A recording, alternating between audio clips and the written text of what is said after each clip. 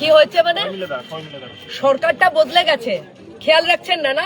সুজন বাবুরা কি ভাবলেন যে এই যে ভদ্রতার একটা পথ আমরা এলাম, আমাদের মাননীয় মুখ্যমন্ত্রী এবং আমাদের রাজ্যের সভাপতি সাংসদ শ্রমিক ভট্টাচার্য আমাদের বললেন যে 21 সালে যে ভয়ঙ্কর পোস্টাল ভায়োলেন্স মানুষ দেখেছে সেই একই জিনিস যেন 26-এ না দেখা যায়।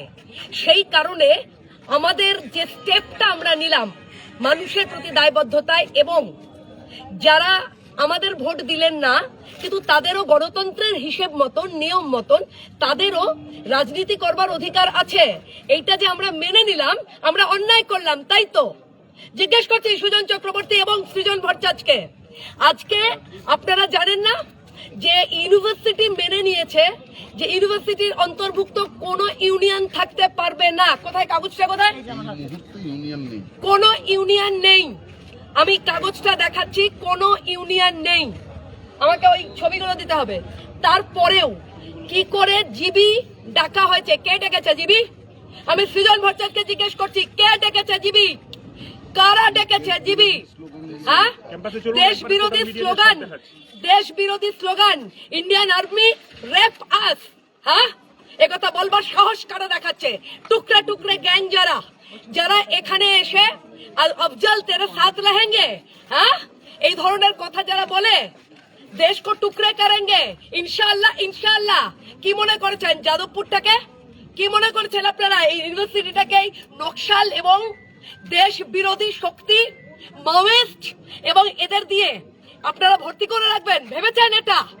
কোথাও চলবে না, এটা বলে রাখলাম। যাদবপুরে তো নই। আপনারা জানেন না যে 352টা বুথে একটা বুথ জিতেছে সিপিএম? তাই জ্বালা লাগছে না? জ্বালা লাগছে আপনাদের?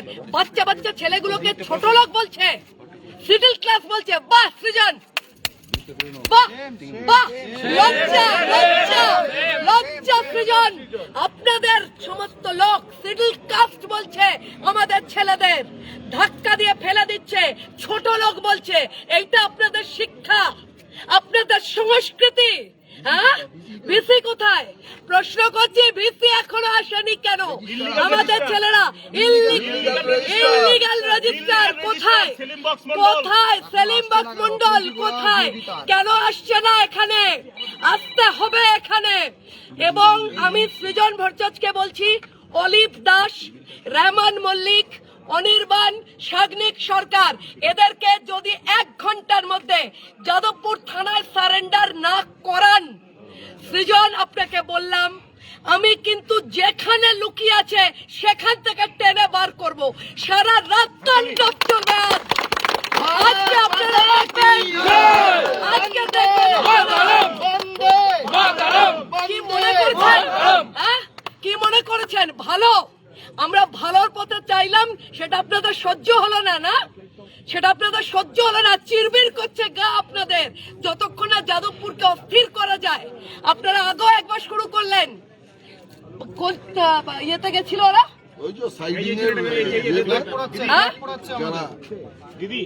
হকারদের ইয়ে করবার জন্য।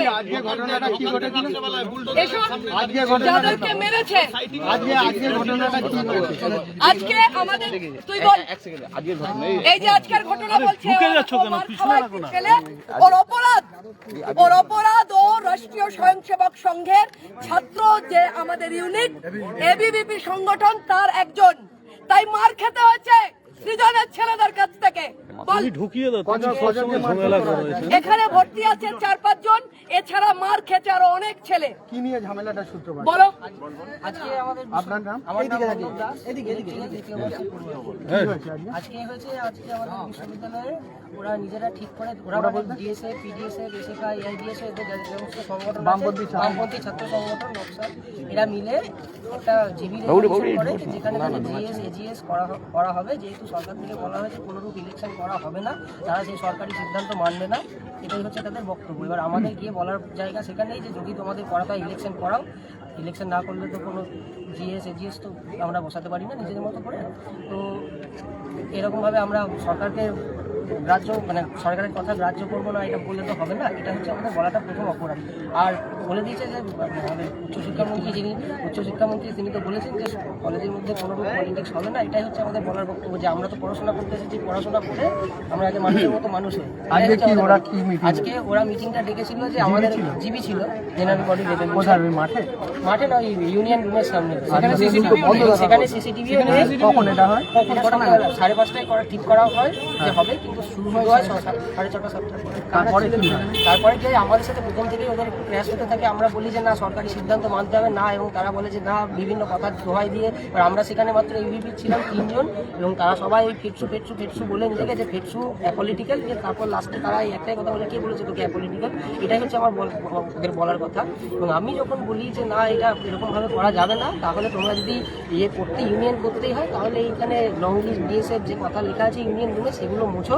তাই এটা আমি যখন কথাটা বলি দীপ্তিমান তখন হঠাৎ করে বলে ওঠে জয় শ্রীরাম বলে। এই জয় শ্রীরামের কথাটা শুনে ওরা আমি যেহেতু কথা বলছি আমাকে ধাক্কা দেয়, এবং এর পেছনে একটা পিলার ছিল, আমি পুরো পড়ে যাই, চশমাটা ছিটকে দেয়, চশমাটা যদি থাকতো আমার চোখে লাগতো না। তো এবার ওরা যখন এই সিনিয়র দাদারা যখন আমাকে ছাড়াতে গিয়ে আরো বেশি মার খায়। দীপ্তিমান এবিপি আমাদের এবিপিরই ছেলে, এবং আমার পাশেই সে দাঁড়িয়ে ছিল। ওদের আনুমানিক প্রায় 70-80 জন ছিল। তারপর যখন আমাদের মারধর করতে আসে তারা মোটামুটি আনুমানিক 20 জন ছিল, এবং তার মধ্যে কয়েকজনকে আমরা আইডেন্টিফাই করেছি। তারা এই ডিএসএফ, পিডিএসএফ, এসএফআই, ডিওয়াইএফআই, নকশাল একদম দেশ বিরোধী।